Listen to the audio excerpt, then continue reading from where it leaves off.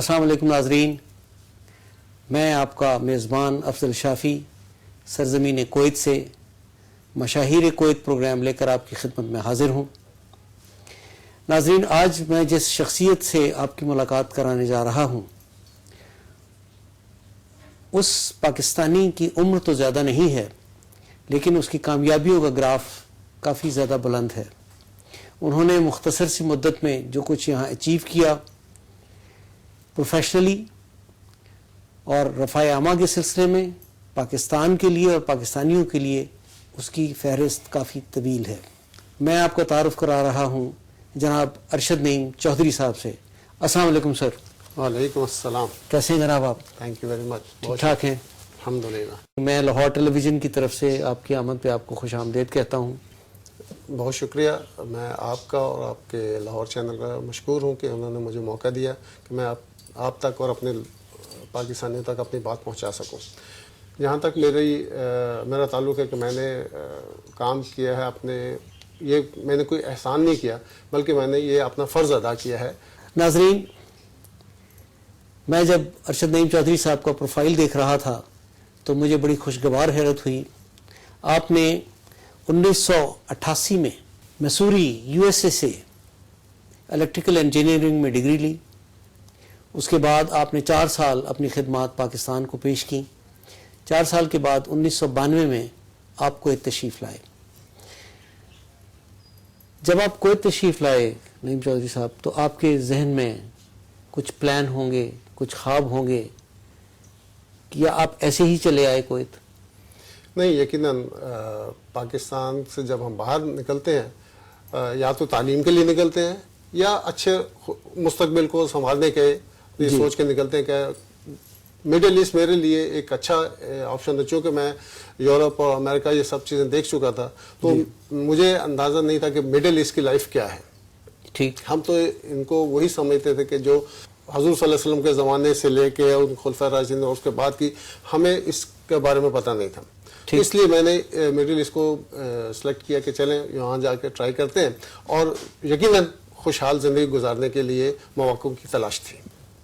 بے شک۔ اس لیے میں یہاں کویت آ گیا، اور الحمدللہ اس کے بعد سے اللہ تعالیٰ نے روزگار بھی دیا، پھر اپنی کمیونٹی کے لوگوں کے ساتھ ملنے کا موقع ملا، پھر یہاں کے مسائل کو دیکھا، تو دل کرتا تھا کہ ہم پاکستانی جو ہے پاکستان کے اندر بھی مسائل کا شکار ہیں، اور باہر آ کے دیکھا تو یہاں پہ بھی مسائل کا شکار ہیں۔ میں آپ سے یہ پوچھنا چاہ رہا ہوں کہ پچھلے 70 سال سے ہم ایک ہی طرح کے اسٹیٹمنٹ سنتے آ رہے ہیں کہ پاکستان نازک موڑ سے گزر رہا ہے، نازک دوراہے پر کھڑا ہے، پاکستان کے مسائل یوں ہیں، پاکستان مسائل میں گھرا ہوا ہے۔ پاکستان کے مسائل ہیں کیا؟ جی، یہ آپ کا سوال بڑا پرٹیننٹ ہے، اور اس کو ایڈریس کیے بغیر میرا نہیں خیال کہ ہمارا ملک کہیں پہ ترقی کر سکتا ہے۔ جی، پاکستان کا سب سے بڑا مسئلہ اس کی تعلیم ہے۔ جی، ہمارے نوجوانوں میں وہ تعلیمی شعور یا وہ تعلیم جس سے ان کی روزمرہ زندگی میں اضافہ کیا جا سکتا ہے، اس کا کوئی متعارف نہیں کرایا گیا پاکستان میں، اور اس کی وجہ سے ہمارے پاکستانی جب باہر جاتے ہیں تو ان کو بہت سارے مشکلات کا سامنا کرنا پڑتا ہے۔ اس سلسلے میں نے جب آیا، میں نے یہ دیکھا تو میں نے کوشش کی کہ ان کی ویلفیئر کے لیے ایک میں ادارہ بناؤں، اس ادارے میں جو ہمارے لوگوں کا ہنر ایکسیلنٹ ہے۔ میں اپنے مختلف پروجیکٹس پہ جب میں کام کرتا تھا تو مختلف نیشنلٹیز کے لوگ آتے تھے، تو ایک دفعہ اتفاق ایسا ہوا کہ میرے ساتھ 2-3 اور نیشنلٹیز کے لوگ بھی بیٹھے تھے، تو ایک جو دوسری نیشنلٹی کے لوگ تھے انہوں نے مجھ سے پوچھا کہ وہ شخص اتنی ہائٹ پہ کام کر رہا ہے اور بغیر اس چیز کے خوف خطر کے کر رہا ہے، یہ کون سی نیشنلٹی ہے؟ تو ہمارے ہی اگینسٹ ایک اور نیشنلٹی کا دوست کہہ سکتے ہیں، انہوں نے کہا کہ یہ سوائے پاکستانی کے اور کوئی ہو نہیں سکتا۔ واہ واہ واہ۔ تو اس لیے مجھے دکھ ہوتا ہے کہ جب ہمارے اندر اتنا سکل موجود ہے، اتنے غیور اور بہادر ہمارے لوگ ہیں، لیکن انفارچونیٹلی ان کی جو سکلز ہیں ان سے نہ تو بھرپور یہ فائدہ اٹھا سکتے ہیں، اور نہ ان کو اس کے عوض اجرت مل سکتی ہے۔ تو اس چیز نے مجھے مجبور کیا، میں نے سوچا کہ ان کے لیے ہم ان کی جو سکلز ہیں ان کو سرٹیفائی کیا جائے. ٹھیک. جب تک ہم ان کی سکلز کو سرٹیفائی نہیں کریں گے ان کا روزگار بڑھ نہیں سکتا. جی بالکل. حضرت بڑی اچھی سوچ ہے آپ کی، لیکن رفع عامہ کے کام کرنے کے لیے آپ کوئی این جی او بنا لیتے، رفع عامہ کا کام کرتے رہتے، آپ نے وہ اڈاپٹ کیوں نہیں کیا؟ جی دراصل میں سمجھتا ہوں کہ دنیا کے کسی بھی مہذب ملک میں آپ کو این جی او نہیں ملے گی. آپ جتنے بڑے بڑے ممالک جو ترقی یافتہ ممالک ہیں وہاں پہ این جی او نہیں ملے گی. کیوں نہیں ہے وہاں پہ این جی او؟ جی اس کی بنیادی وجہ یہ ہے کہ وہاں پہ ان کی حکومتوں نے عام لوگوں کو سہولیات، ان کی بنیادی ضروریات کو پورا کرنے کا سارا اہتمام کیا ہوتا ہے. ٹھیک. انفارچونیٹلی ہمارے ملک میں نہ تو تعلیم ہے، نہ ہمارے لوگوں کو بنیادی حقوق کا تحفظ کیا گیا ہے، اور نہ ہی کوئی ایسی حکومت آئی ہے جس نے ہمارے لوگوں کو پروٹیکٹ کیا ہے، ان کے تحفظات کو دور کیا. ٹھیک. اس کی وجہ سے میں سمجھتا ہوں کہ یہ جو 5th جنریشن وار ہے، جی یہ این جی او ایک ٹول ہے ان کا. ہمارے ملک کے اندر جتنے بھی غریب ممالک ہوتے ہیں ان کے اندر این جی اوز کو انجیکٹ کیا جاتا ہے. اس لیے نہیں انجیکٹ کیا جاتا کہ وہ ان لوگوں کی خیر خواہی چاہتے ہیں یا خیر ان کے لیے. وہ این جی اوز آ کے آپ لوگوں کو پیسے دے کے آپ کی انفارمیشن کلیکٹ کرتے ہیں، ٹھیک. آپ کے ریسورسز کو پول کرتے ہیں. وہ دیکھتے ہیں کہ اس ملک کے اندر کیا کیا ریسورسز ہیں اور ان ریسورسز کی انفارمیشن لے کے وہ اپنے ملک میں پاس آن کرتے ہیں، اور اس کے مطابق وہاں کے حکومتیں اپنی اسٹریٹجیز طے کرتی ہیں، اور اس کے مطابق وہ ان لوگوں کو جو ان کی ضروریات ہوتی ہیں ان کو پورا کرنے کے لیے ان کے منہ میں لقمہ ڈالتے رہتے ہیں. لیکن یہ وہ کام ہے کہ ایک مریض کو ڈرپ لگا دیتے ہیں تاکہ وہ مرے نہ لیکن زندہ بھی نہ رہے. تو این جی او میرا خیال ہے کہ ہمارا نیشنل فیبرک کا جو بیڑا گرک کیا ہے ان این جی اوز نے کیا ہے. مختلف این جی اوز آتی ہیں اپنے اپنے مفاد کے لیے، ان کو پیسے باہر سے ملتے ہیں، اور ظاہر ہے کہ جو پیسہ دیتا ہے وہ اپنا ایجنڈا بھی ساتھ دیتا ہے، اور وہ اتنے سوفسٹیکیٹڈ طریقے سے ان این جی اوز کو استعمال کرتے ہیں. بظاہر لگتا ہے کہ وہ عام جو جس جگہ پہ یہ کام کر رہے ہیں ان کی خیر خواہی، ان کی فلاح و بہبود کے لیے کام کرتے ہیں، لیکن اس میں کچھ پرسنٹ ایسے بھی ہوتے نظر آتا ہے کہ ہاں ان لوگوں نے این جی اوز نے کام کیا. لیکن دراصل ہمارے نیشنل فیبرک کو تار تار کرنے میں ان این جی اوز کا بہت بڑا ہاتھ ہے. اس کا آپ دیکھ لیں ایک این جی اوز کے ذریعے ہی ہمارے ملک کے اندر کس طرح کے حادثات رونما کروائے جاتے ہیں. تو ہمیں اس چیز کو دیکھتے ہوئے میں نے سوچا کہ یہ این جی اوز اگر بنانا ہی مسئلے کا حل ہوتا تو اس سے آسان کوئی بات نہیں تھی. بالکل. اس لیے میں نے این جی اوز کا راستہ اختیار نہیں کیا. ٹھیک. آپ نے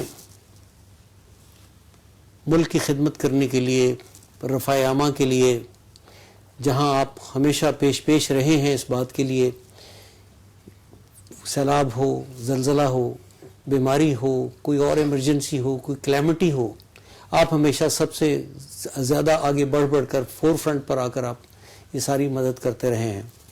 پھر ہم یہ بھی دیکھتے ہیں کہ آپ نے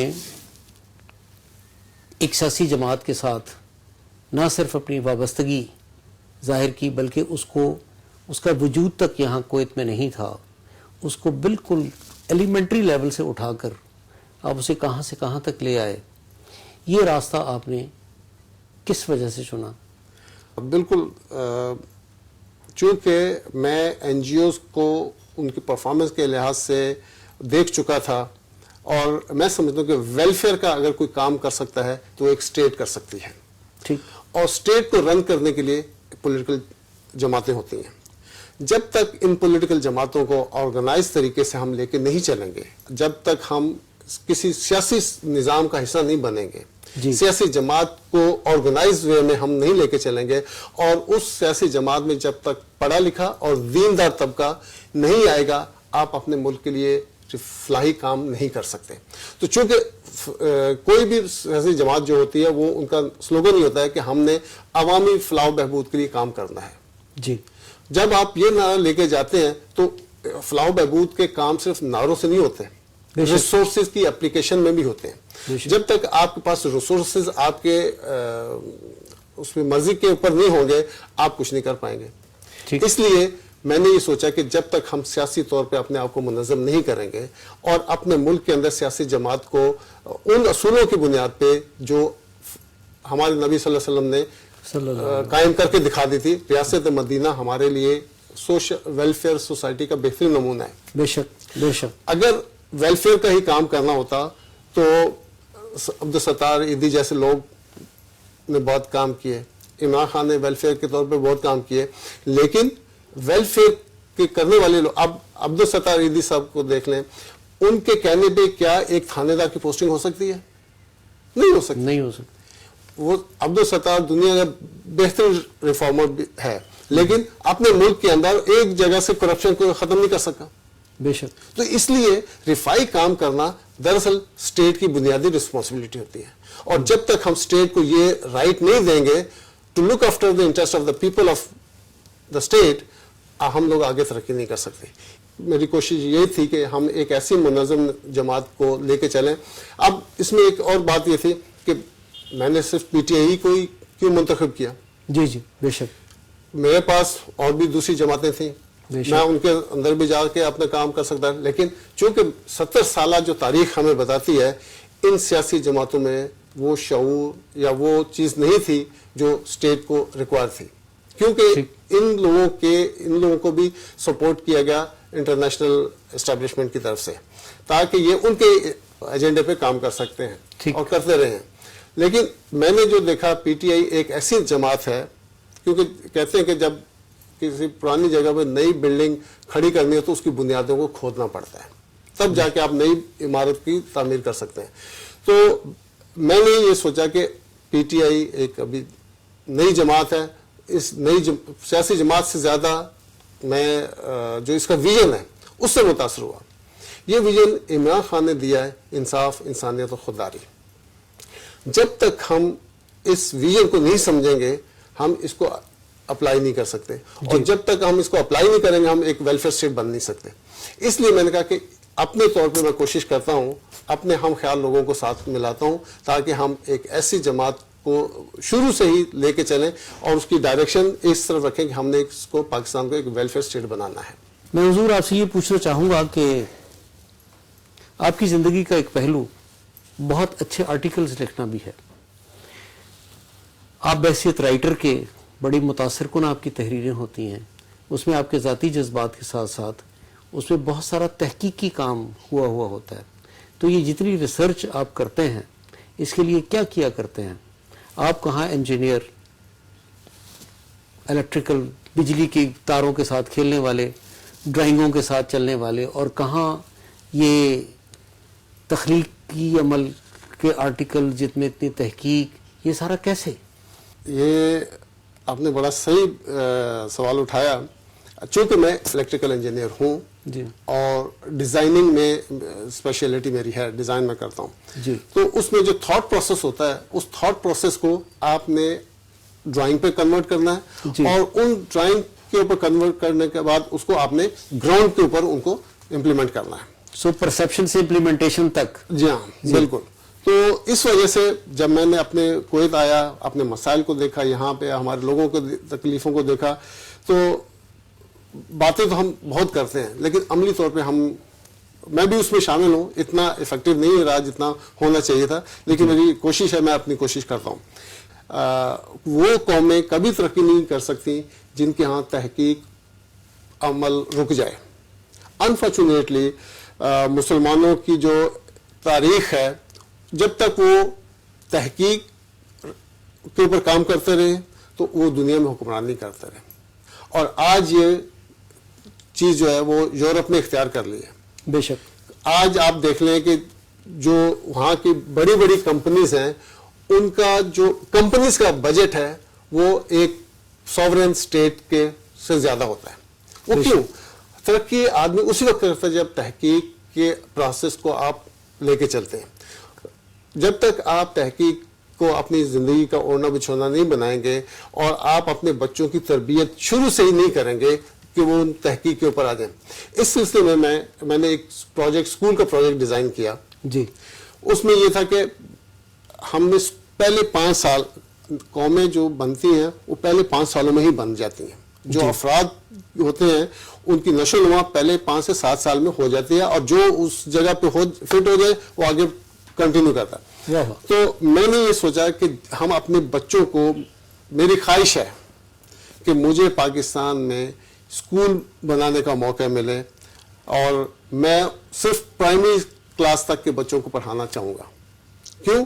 اگر ہم نے اپنے پرائمری کے بچوں کو آرگنائز کر دیا، ان کے اندر تحقیق، ریسرچ اینڈ ڈیولپمنٹ کا عنصر شامل کر دیا، تو پھر ہم سمجھیں کہ ہم ایک قوم بننے جا رہے ہیں. چونکہ آپ اسکول جس طرح سے ہمارے بچوں کے اوپر کتابیں لا دی گئی ہیں، اس نے ان کے ذہنی طور پہ ان کی گروتھ کو روک دیا ہے.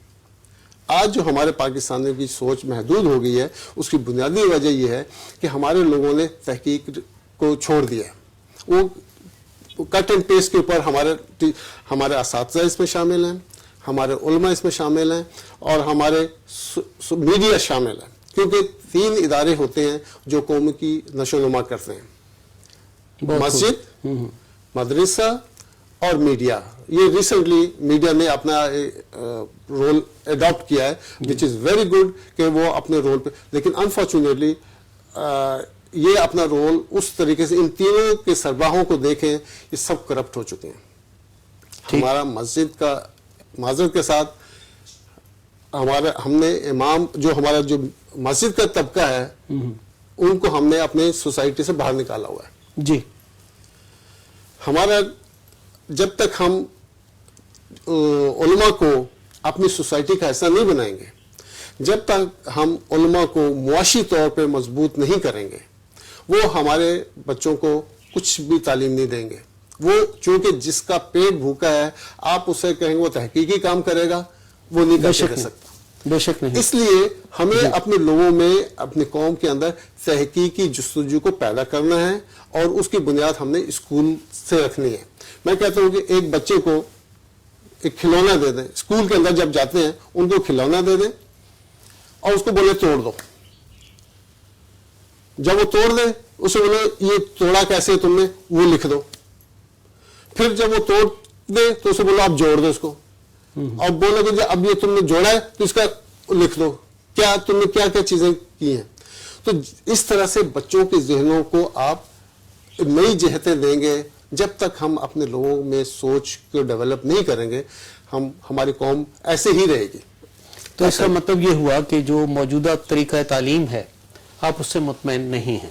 100% میں نہیں بلکہ علامہ اقبال نے یہ کہا ہے کہ ہمارے اساتذہ ہمارے بچوں کو غلط تعلیم دے رہے ہیں.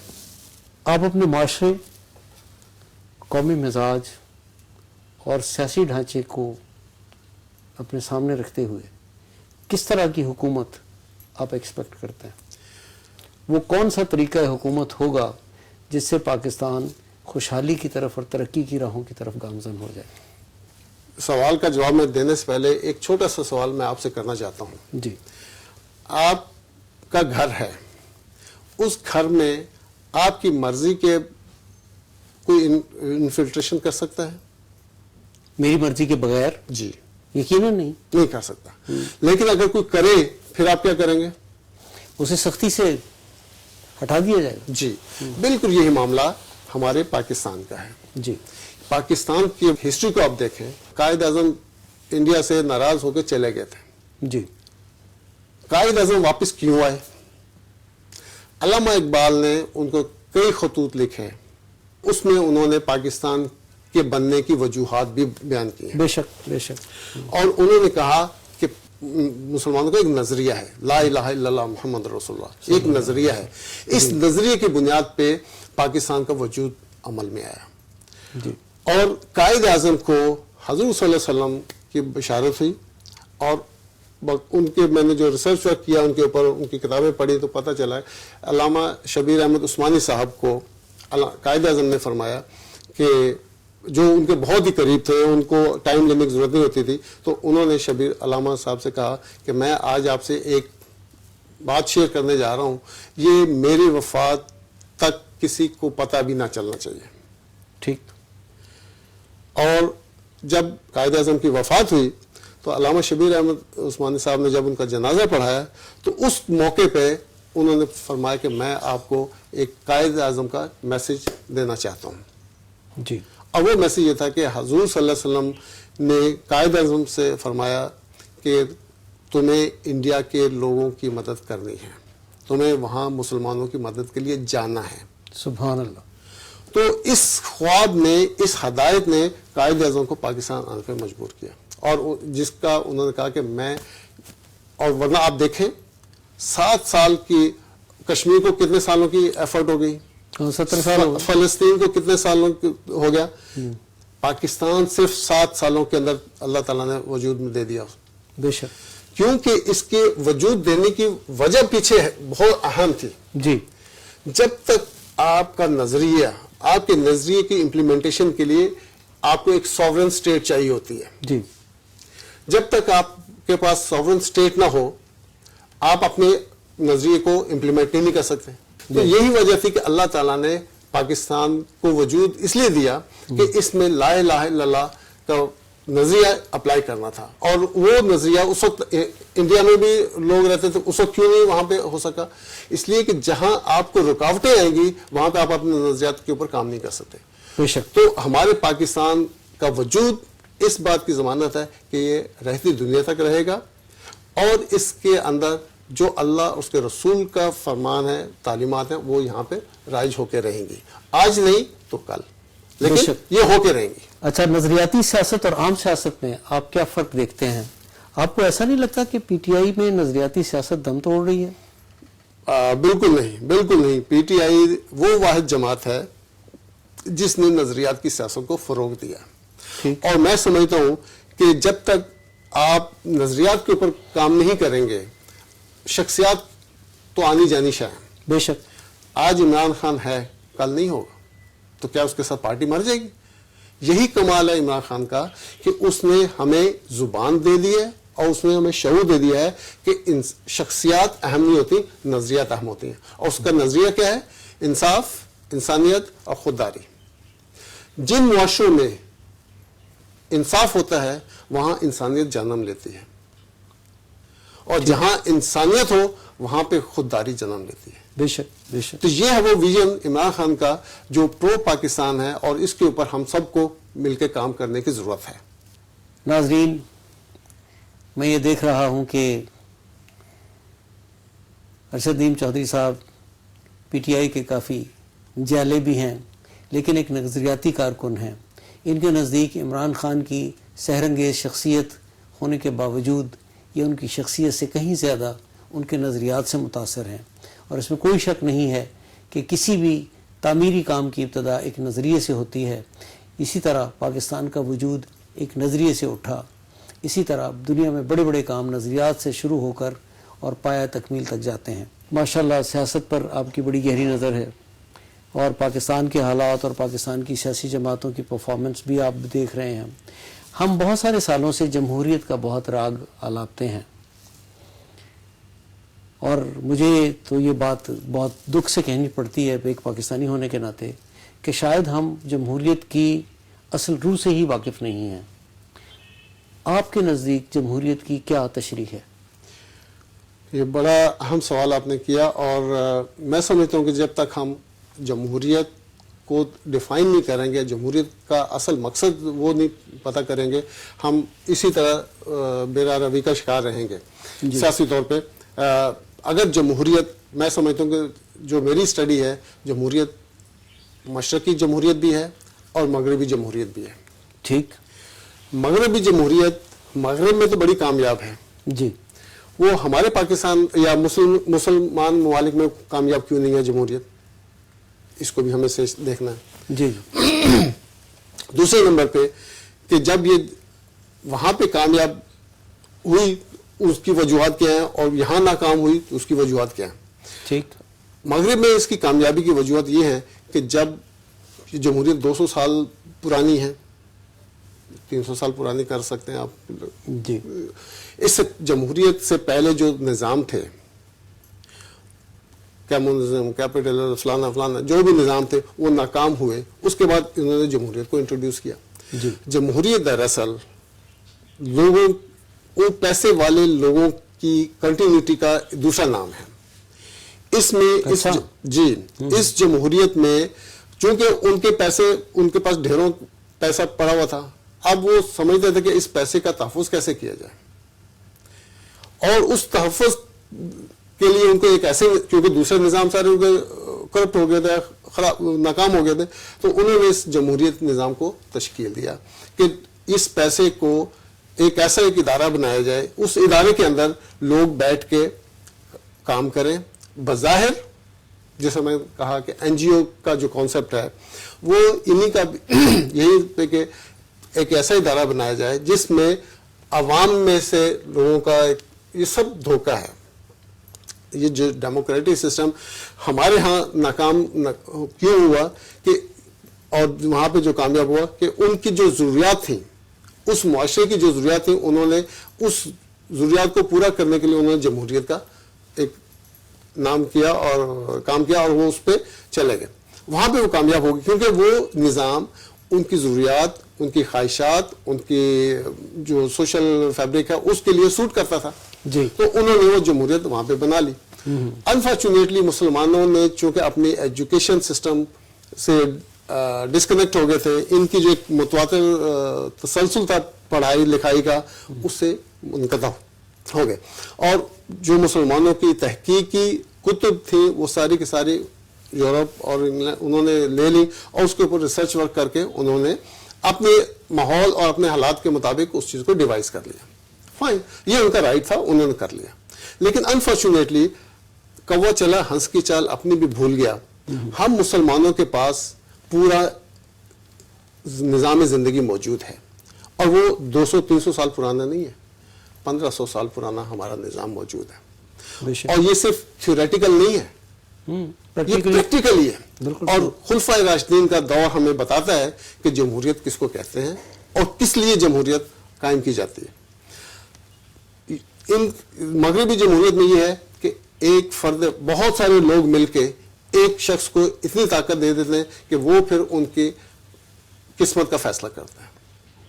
جبکہ مشرقی جمہوریت یہ کہتی ہے کہ بہت سارے مل کے، بہت سارے دماغ مل کے ایک ایسا کام کریں جس سے عوام کی فلاح و بہبود کے لیے اثرات سامنے ہیں. وہ ہے ان کے شورائی نظام. وہ مشاورت کے اوپر بلیو کرتے ہیں، مشاورت ہی جمہوریت رہتی ہے. تو جب تک ہم مشاورت کے نظام کو، اور مشاورت ایسے نہیں، ہر ایک بندے سے مشاورت نہیں کی جاتی، اہل علم لوگوں سے مشاورت کی جاتی ہے. مغربی جمہوریت میں ان کے نظام کے حساب سے وہ تو اپنی کامیابی سے چل رہے ہیں، لیکن ہم لوگ یہاں پہ کنفیوژن کا شکار ہو گئے. ہم نام تو مسلمانوں کا رکھنا چاہتے ہیں، کام ہم مسلمانوں کا کرنا چاہتے ہیں، لیکن سود کے اوپر ہم کمپرومائز نہیں کرنا. سود مسلمانوں کے لیے حرام ہے، جس کو اللہ تعالیٰ نے خود کہا ہے کہ یہ کبھی جرم ہے، اور اللہ اور اس کے رسول سے براہ راست جنگ ہے. بے شک. اور جب بنیادی طور پہ جب ہم اس کو لے کے چلتے ہیں سود کو، تو سودی نظام تو ان کا ہے. ہمارا بچہ جو آج جو پڑھ کے آیا وہاں پہ، اس نے وہاں بینکاری اکنامکس کو پڑھا ہے، بینکنگ سسٹم کو پڑھا ہے، جس کی بیس انٹرسٹ ہے. جبکہ ہمارے مسلمان انٹرسٹ فری اکانومی کو ڈیولپ کرنا چاہتے ہیں. ہمارا مسلمانوں کے پاس بہترین نظام حیات موجود ہے، جس کی ایک ایک شک کو عملی طور پہ ہمارے خلفاء راشدین نے عملی طور پہ کر کے دکھا دیا. بہت اچھا. جب تک ہم مسلمان، میں یہ نہیں کہتا کہ ہمیں مغرب سے لڑائی لڑنی چاہیے یا مشرق سے لڑائی لڑنی چاہیے، نہیں، ہمیں پیرلل اپنے آپ کو اسٹرانگ کرنا ہے. اس کا یہ مطلب ہرگز نہیں ہوتا اگر آپ کے پاس بندوق ہے، اس کا یہ مطلب ہرگز نہیں کہ آپ دوسرے کو گولی مار دیں.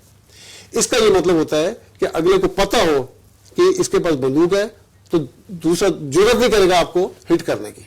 تو جب اپنے آپ کو جب تک ہم مضبوط نہیں کریں گے معاشی طور پہ، اخلاقی طور پہ، جب تک ہم مضبوط نہیں ہوں گے، ہر نتھو پتو خیرہ ہمیں اسی طرح رونتا چلا جائے گا. تو میری کوشش اور خواہش یہ ہے کہ ہم پاکستان کے اندر ایسا اخلاقی نظام مرتب کریں. جمہوریت دراصل بیس کرتے اخلاقیات کے اوپر.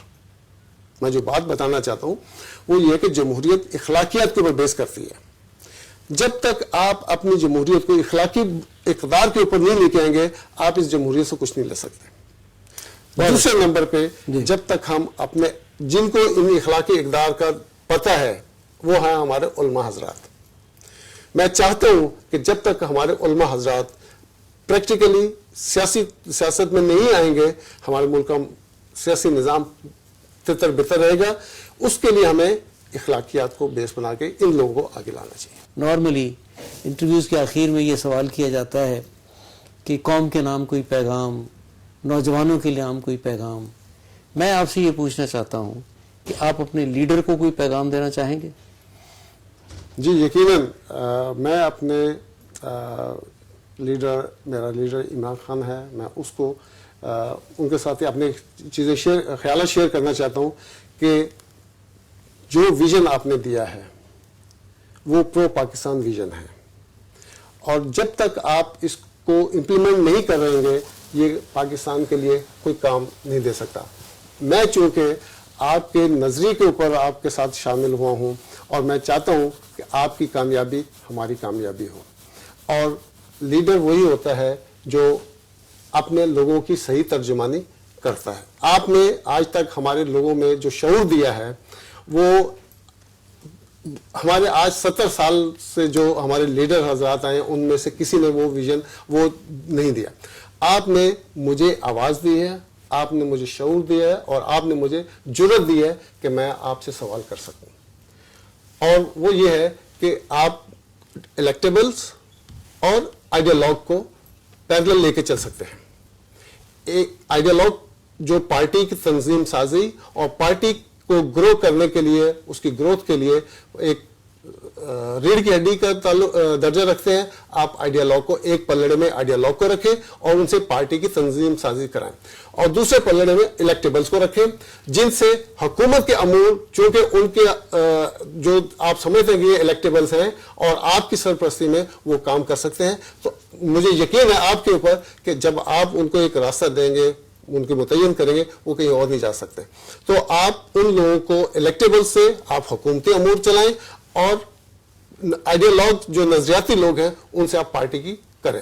تو یہ دو ٹیئرز کے اوپر آپ کو کام کرنا پڑے گا، اور چاہیے بھی کہ آپ آئیڈیالوگ اور الیکٹیبل دونوں کو ساتھ لے کے چلیں. بہت شکریہ. اس کے ساتھ ہی ناظرین اجازت دیجیے. اللہ حافظ.